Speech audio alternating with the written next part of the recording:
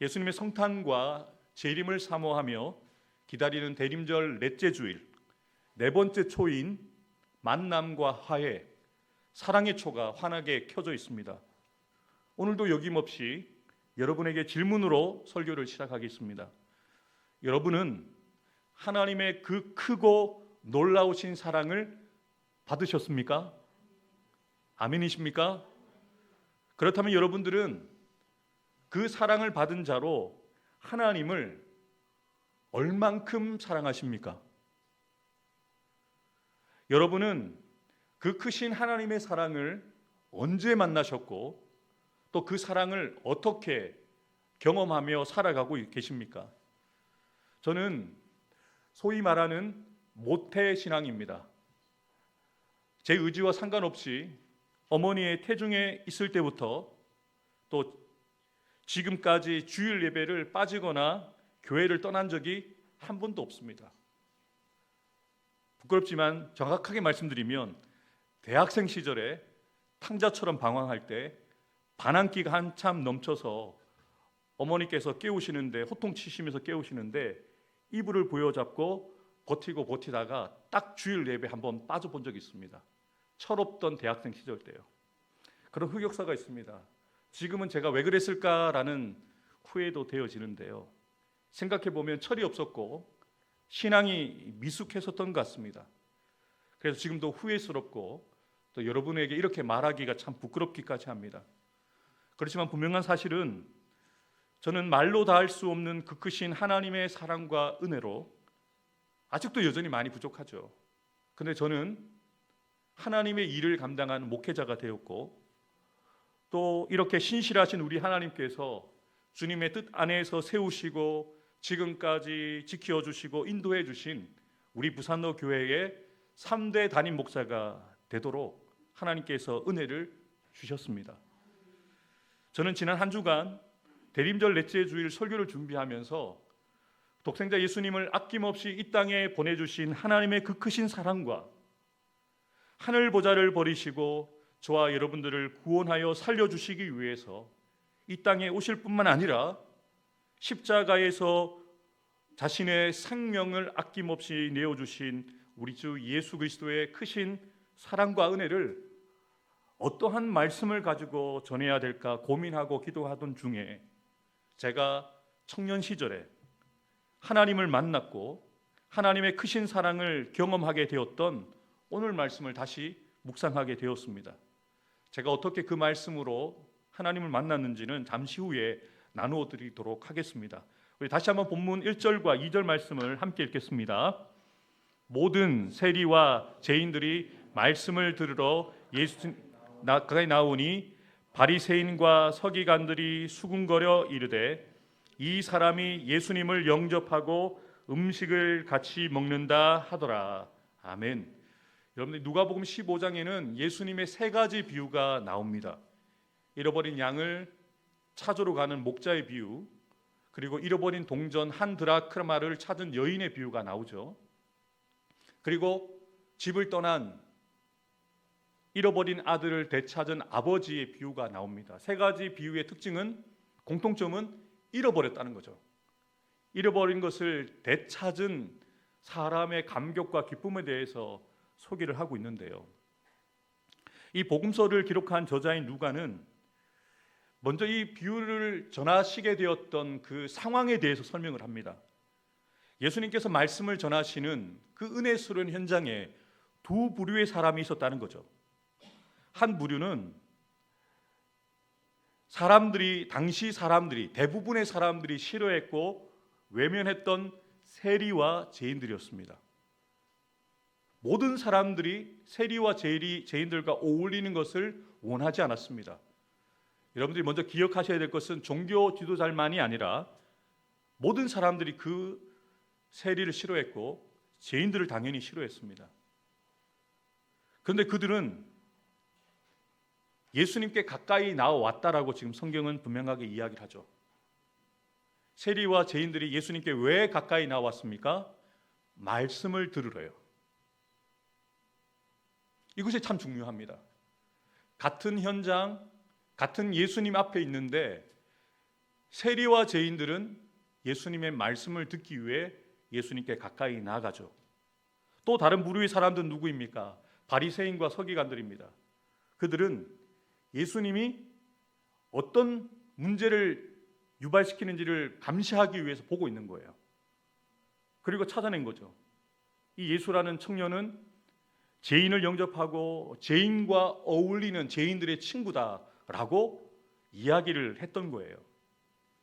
여러분, 세리와 죄인들은 지금까지 주변 사람들에게 대놓고 손가락질 받았습니다. 죄인 취급 받으면서 살아왔는데요, 예수님 앞에만 서면 이전에 경험하지 못한 사랑을 받았거든요. 이전에 받지 못했던 따뜻한 눈길을 받았거든요.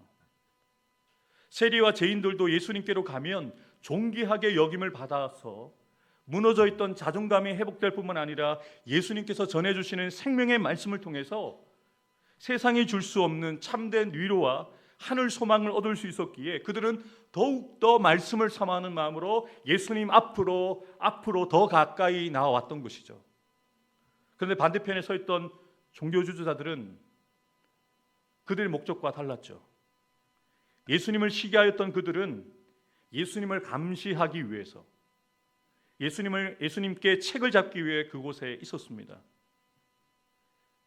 이 사람 예수는 우리는 가까이 하지 않는 죄인들과 함께 식사하는 별 볼 일 없는 사람이다라고 치부해 버린 것이죠. 아마도 그들은 예수님처럼 죄인들과 어울리지 않는 자신들은 거룩한 종교 지도자라는 것을 사람들에게 부각시키기 위해서 큰 소리로 이야기를 했을 거예요. 예수는 세리와 죄인들과 함께 식사하는데 우리는 예수와 달라, 이런 것을 부각시킨 거예요. 당시 사람들도 세리와 죄인들을 거부했기 때문에, 기피했기 때문에 그 종교 지도자들의 말을 어느 정도 이해하고 동의했다는 거예요. 그리고 그 사람들의 부정적인 요로를 만드는 거예요. 예수는 선지자가 아니다. 선지자였다면 세리와 죄인들과 함께 할 수 없다. 이것을 부정적인 여론을 만들고자 했던 거예요. 아마도 우리 예수님께서도 종교 지도자들의 이야기를 들으시고 자신뿐만 아니라 자신과 함께 세리와 죄인들을 향한 그 주변 사람들의 따가운 시선과 또 심상치 않은 분위기를 느끼시면서 그곳에 모여있던 모든 사람들을 향하여, 그리고 대림절 넷째 주일 말씀 앞에 서 있는 저와 여러분들을 깨우쳐 주시기 위해서 비유로 아주 쉽게 말씀을 해 주신 거예요. 3절부터 6절 말씀을 함께 읽겠습니다. 예수께서 그들에게 이 비유로 이르시되 너희 중에 어떤 사람이 양 100마리가 있는데 그 중에 하나를 잃으면 99마리를 들에 두고 그 잃은 것을 찾아내기까지 찾아다니지 아니하겠느냐. 또 찾아낸즉 즐거워 어깨에 메고 집에 와서 그 벗과 이웃을 불러 모으고 말하되 나와 함께 즐기자. 나의 잃은 양을 찾아내었노라 하리라. 아멘. 저와 여러분들은 양을 동물원에 가서 어쩌다가 한 번씩 보신 분들도 있겠지만 우리는 TV나 사진으로 보는 동물입니다. 그런데 예수님 당시에 이 말씀을 듣고 있는 사람들은 양을 아주 흔하게 보았던 사람들입니다. 또 목자라는 사람들이 어떻게 양을 돌보고 책임지는지를 알고 있었던 거예요.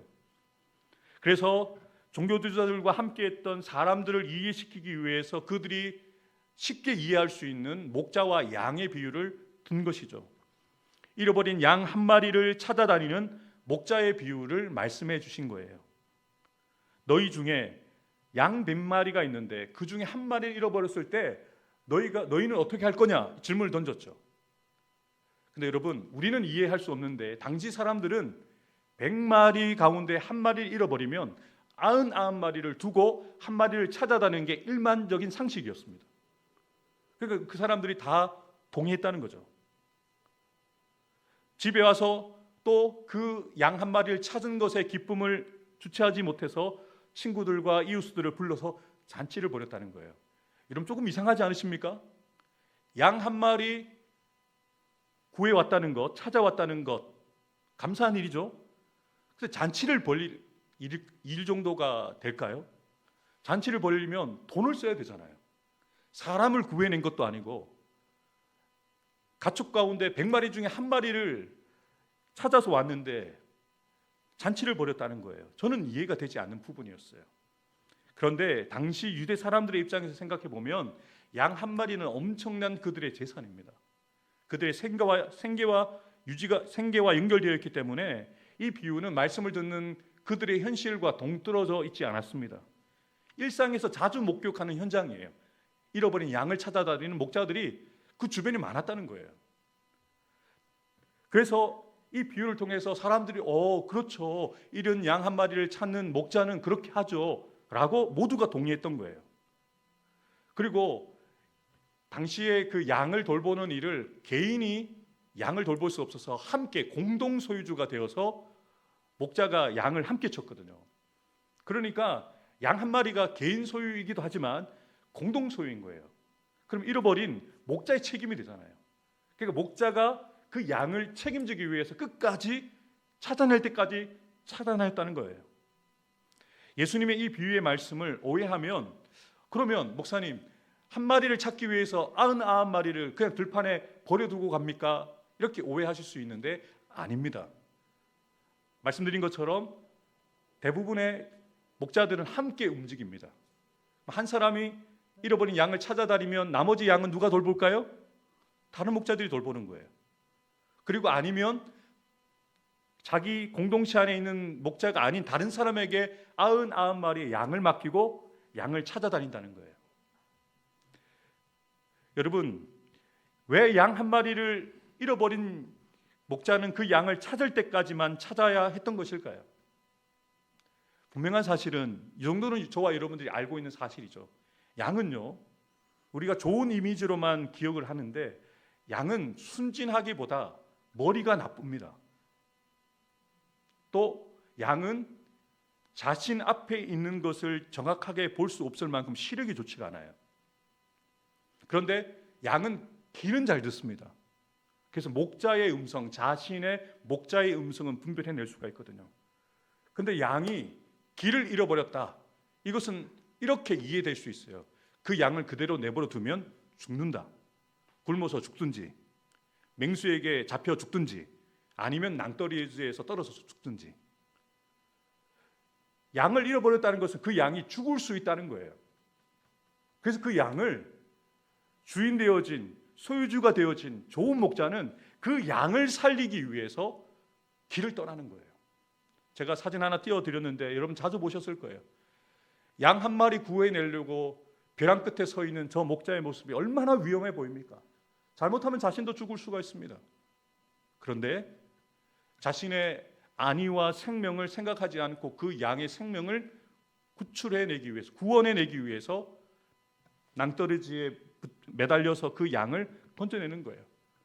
그리고 오랜 시간 동안 물을 마시지 못하고 먹을 것을 먹지 못한 양을 시냇가로 데리고 와서 물을 마시게 되겠죠. 그리고 성경에 기록된 대로 양이 너무 지쳐 있으니까 여러분들이 강아지를 안고 다니는 것처럼 어깨에 메고 집으로 돌아가는 거예요. 이런 모습이 일상 가운데 아주 다반사로 일어났던 일이라는 거죠.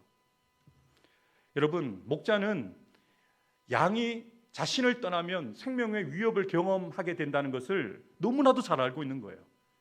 골든타임이라는 것도 있잖아요. 지금 내가 그 양을 찾지 않으면 돌아오지 못할 뿐 아니라 죽을 수 있다는 그 생각 때문에 양을 찾아다니는 거예요. 그래서 이 예수님의 비유의 말씀을 현장에서 직접 듣고 있었던 사람들은 대부분의 사람들이 이렇게 이야기했다는 거예요. 그렇지, 당연하지, 목자라면 그렇게 하는 것이 당연하지, 이렇게 동의했다는 겁니다. 예수님께서는 자신의 비유의 말씀에 동의하는 얼굴로 자신을 바라보고 있는 그 사람들에게 그들이 들어야 되는 말씀, 저와 여러분들이 들어야 되는 말씀을 분명하게 말씀하십니다. 내가 너희에게 이르노니 이와 같이 목자가 길 잃는 양 한 마리를 찾아다니는 것 같이 한 사람이 회개하면 하늘에서는 회개할 것 없는 의인 99으로 말미암아 기뻐하는 것보다 더하리라. 아멘이십니까? 정확하게 그 타이밍을 놓치지 않으시죠? 우리 계속해서 8절부터 10절까지 말씀 함께 읽겠습니다. 어떤 여자가 10 드라크마가 있는데 하나를 잃으면 등불을 켜고 집을 쓸며 찾아내기까지 부지런히 찾지 아니하겠느냐. 또 찾아낸즉 벗과 이웃을 불러 모으고 말하되 나와 함께 즐기자. 잃은 드라크마를 내 찾아노라 하리라. 내가 너희에게 이르노니 이와 같이 죄인 한 사람이 회개하면 하나님의 사자들 앞에 기쁨이 되느니라. 아멘. 목자의 기쁨이 되는 것처럼 잃어버린 양을 찾아내는 기쁨보다 죄인 한 사람이 회개하고 죽기로 돌아오는 기쁨이 더 크다는 거예요. 왜 이 비유를 말씀하셨습니까? 바리새인과 서기관들이 세리와 죄인들에 대해서 부정적으로 이야기를 했잖아요. 근데 예수님은 분명하게 지지난주에도 살펴봤던 것처럼 삭개오 집에서 함께 식사할 때 무엇이라고 말씀하셨습니까? 나는 죄인을 불러 구원하러 왔다. 병든 자에게 의원이 필요한 것처럼 나는 의인을 부르러 온 것이 아니라 죄인을 불러 구원하러 왔다 분명하게 말씀하셨잖아요. 지금 자신은 예수님은 스스로 그렇게 말씀하신 것처럼 지인들을 구원하시려고 세리를 구원하시기 위해서 이 땅에 오셨다는 것을 분명하게 선언하시는 거예요. 그리고 구원의 과정의 절정이 무엇입니까? 십자가죠. 십자가에서 자신의 생명을 내어 던짐으로 길을 잃어버린 양과 같은 저와 여러분들을 구원해 내셨다는 거죠. 예수님께서 말씀하고자 하시는 이 비유의 핵심이 무엇입니까? 죄인 한 사람이 회개하면 하나님이 기뻐하신다는 거예요. 하나님 사자들 앞에 기쁨이 넘쳐난다는 거예요. 여러분, 전도 참 부담이 되시죠? 내 남편이고 내 자녀들인데 교회 나오라고 얘기했을 때 섣불리 그래 갈게 라고 말하는 사람 없어요. 근데 여러분, 여러분의 기쁨만을 위해서 여러분의 가족들을 전도하고 이웃들을 전도하고 이 주변의 사람들을 전도하는 것이 아닙니다. 그들을 위함이죠. 그런데 더 나아가서 하나님께 기쁨을 드리기 위해서 우리가 전도하는 거예요. 죄인 한 사람이 회개하고 돌아오면 천국에 회개할 것 없는 99명보다 더 기뻐하신다잖아요. 얼마나 하나님을 기쁘시게 하는 일이라는 것일까요? 앞서 제가 말씀드리겠다고 했던 제 과거의 간증을 조금 잠깐 드리고 말씀을 마무리하겠습니다. 지금으로부터 20년도 더 된 일인데요. 자세하게 설명은 드릴 수 없는데 정말 제가 벽에 머리를 박고 죽고 싶다고 생각할 만큼의 큰 고난이 저에게 있었습니다. 성경을 읽을 수 있는 기회도 주어졌고 예배를 드릴 수도 있었는데 제가 다 거부했어요. 다 거부하고 하나님이 살아계시다면 나에게 왜 이런 고난을 주시냐고 하나님 원망하고 불평했을 때 누군가의 손에서 저에게 성경책이 이렇게 주어지게 됐습니다. 그리고 그 고난의 시간에 마지못해 어쩔 수 없어서 성경을 읽기 시작했어요. 모태신앙이었는데 23살까지 성경을 한 번도 일독을 못 해봤어요. 목사가 되겠다고 했던 제가 23살 때까지 성경을 일독을 한 번도 못했어요. 그런데 그 고난 중에 79일이라는 짧은 시간 동안 구약을 7번, 신약을 12번을 통독을 했어요. 처음에는 그냥 글자였어요. 두 번째 읽을 때도 글자였어요. 근데 세 번째부터 읽을 때는요, 여러분 이런 경험을 하셨는지 모르겠지만 글자가 막 살아 움직이는 것 같아요. 세 번째 읽는 중에 누가복음 15장을 읽다가 잃어버린 양의 비유를 읽게 됐죠. 저는 한 번도 길 잃어버린 양이라고 생각해 본 적이 없어요. 한 번 주일 예배를 빠진 적이 있지만 항상 교회에 있었어요. 타락한 삶을 살았지만 그래도 주일날 회개하고 예수 믿는 척 했어요. 저는 99마리인 줄 알았어요. 그런데 이 말씀을 읽는 중에 네가 길 잃어버린 양 한 마리야, 이 음성이 들리는 거예요.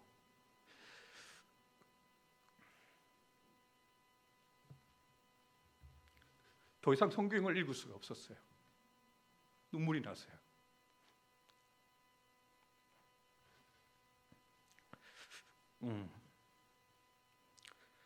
그때 그 감격과 기쁨을 이루 말할 수가 없습니다.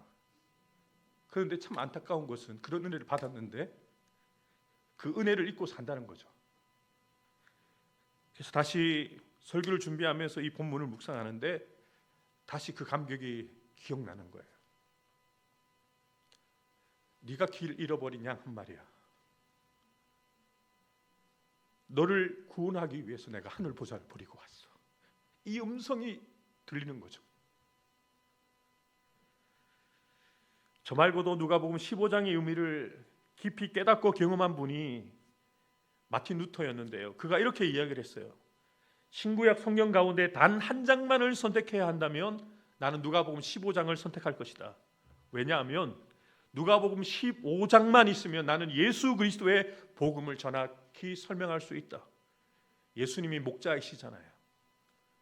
양을 찾도록 찾으시는 목자가 되셔서 이 땅에 오셨잖아요.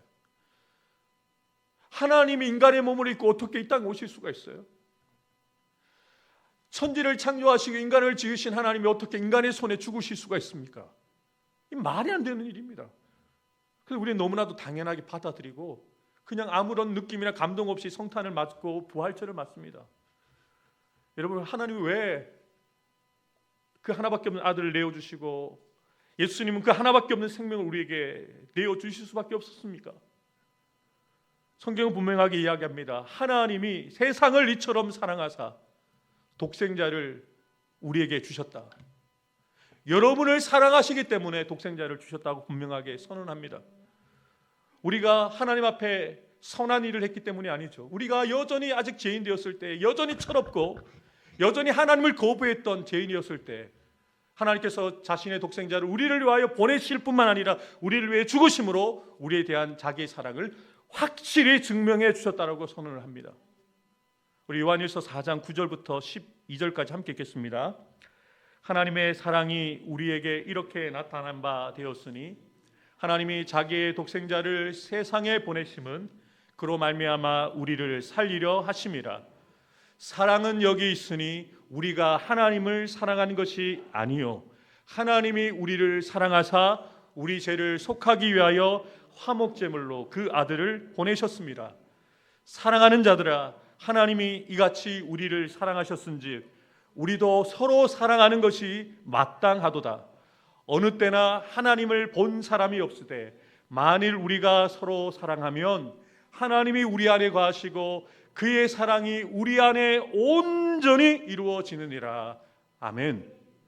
여러분, 교회는 사랑의 능력입니다. 왜냐하면 하나님은 사랑이시기 때문입니다. 교회가 가진 가장 강력한 무기는 하나님의 사랑입니다. 하나님의 사랑을 받은 자들이기 때문에 예수님처럼 원수까지도 사랑할 수 있는 거죠. 하나님의 사랑을 받은 자이기 때문에 아직 내 마음에 들지 않는 죄인 되었을 때에 그냥 내가 용서하고 내가 먼저 희생하고 내가 먼저 사랑하는 거죠.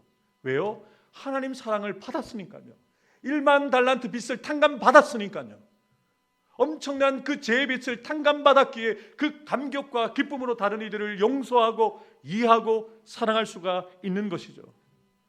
여러분, 이 대림절 기간에 우리가 기억해야 될 것은 바로 사랑입니다. 여러분, 하나님의 사랑을 이미 받으신 분들이에요. 각자가 경험 수준이 다르고 경험한 방법이 다르지만 여러분들도 다 하나님의 사랑을 인격적으로 경험하지 않으셨습니까? 그 뜨거운 감격과 눈물로 밤을 지새우며 찬양하고 기도했던 경험들이 있으시지 않으십니까? 이제는 우리가 그 사랑을 받은 자로서 어떻게 살아가야 하겠습니까? 예수님이 십자가를 앞두시고 제자들의 발을 씻기신 다음에 정말 제자들에게 하고 싶으셨던 말씀 하시잖아요. 새 계명을 너희에게 주노니 서로 사랑하라. 내가 너희를 사랑한 것 같이, 죽기까지 사랑한 것 같이 너희도 서로 사랑하라. 너희가 서로 사랑하면 이로써 모든 사람이 너희가 예수 믿는 자를 넘어서서 나를 따르는 예수의 제자인 것을 알게 될 것이다. 기도 많이 하면, 예배 열심히 드리면, 헌금 많이 하면, 봉사 많이 하면 내 제자라는 것을 사람들이 알게 될 것이라고 말씀하지 않으셨습니다. 너희가 내가 너희를 사랑한 것처럼, 하나님이 너희를 사랑한 것처럼 너희 남편을 사랑하고 너희 자녀들을 사랑하고 교회 안에서 마음에 들지 않는 사람들조차도 내가 너희를 사랑한 것처럼 너희도 그를 사랑하면 너를 바라보는 사람들이, 너의 믿지 않는 가족들과 이웃들과 친지들이 너는 진짜 예수의 제자구나, 너 진짜 예수 믿는 사람이구나 라고 인정해 주게 된다는 거예요. 산성도 여러분, 저를 한번 바라봐 주십시오. 우리 부산로 교회가 이 대림절 기간에 하나의 목표를 삼고 하나의 기도 제목을 여러분들에게 던지고 싶어요. 우리가 서로를 바라보면서 수군거리지 않고 서로를 위해서 기도해 주는 공동체가 되었으면 좋겠습니다. 서로가 맞지 않습니다. 살아온 환경과 성품들이 다르지 않아요. 근데 우리는 왜 모여 있습니까? 사랑하기 위해서 모였습니다. 하나님을 뜨겁게 사랑하고 그 사랑을 가진 사람으로서 우리가 뜨겁게 사랑해서 이 소문이 들려져야 합니다. 저는 우리 부산로 교회가 어제보다 오늘, 이번 주보다 다음 주 서로를 더 애틋하게 그리워하고 볼 때마다 너무 반가워하고 내가 권사님을 위해서, 집사님을 위해서 매일매일 기도한다는 말을 형식적으로 하는 말이 아니라 진짜로 기도하고 진짜로 그렇게 사랑하는 공동체가 되면 얼마나 좋겠습니까?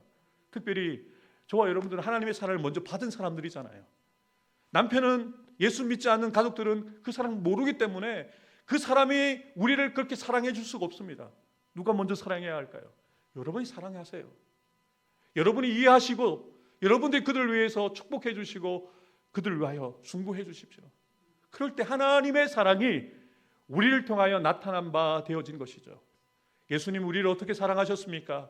예수님이 사랑하신 방법을 분명하게 말씀하셨어요. 한 알의 밀이 땅에 떨어져 죽지 아니하면 그대로 있지만 내가 십자가에서 죽으면 너희의 생명을 살리는 많은 열매로 내가 죽는 것으로 사랑을 증명하겠다라고 말씀하시는 거예요. 여러분, 제가 먼저 죽겠습니다. 다른 사람을 네가 죽으라고 말하기 전에 여러분이 죽으세요. 여러분이 비우십시오.